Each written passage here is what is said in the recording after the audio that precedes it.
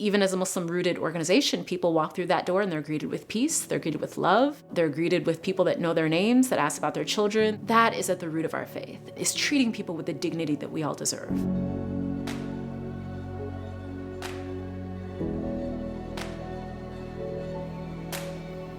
We're in the south side of Chicago that still in 2024 has to confront the largest life expectancy gap in any urban center in the country. Between Inglewood and Streeterville, which is 9 miles apart, there is a 31.2-year life expectancy gap. And this is in the third best city of the country, right?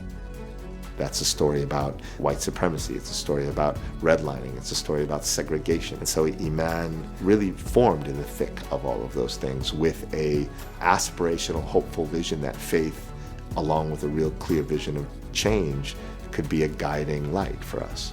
We're not a mosque, a church, a synagogue. We're a community-based organization where these spiritual values and lessons, though, are absolutely critical and relevant in the way we think about building community.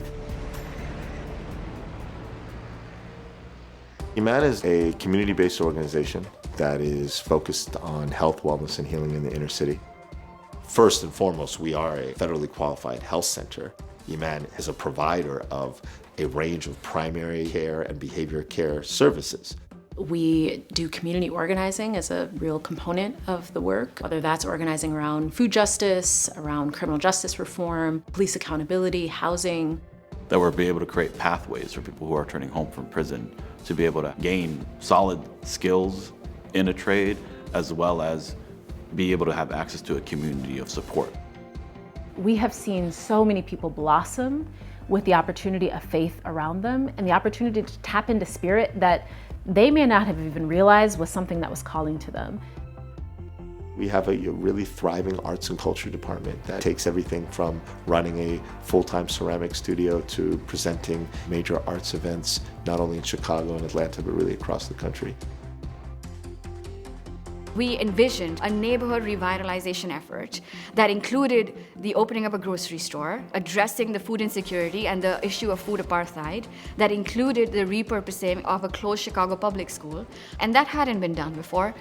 All I'm striving to do as a Muslim, as a person of faith, as a person in humanity, is to hold on to enough faith that I can continue doing this very important work that I know is important, even when I can't see the end result, even when I know that the efforts that I'm trying to put out into the world may not actually be realized for another several generations.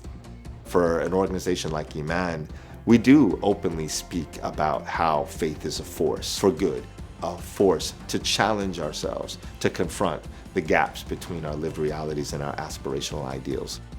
When we can create the conditions for people to return to that potential in themselves and to return to the beauty and the brilliance that they carry, the ways in which they can make us all whole, the hallmark then of transformation there is justice. I do think it's a new type of moment for an assertion for a reconnection with faith, a reclamation of a type of faith that can connect the broken human family and allow us to radically reimagine what's possible.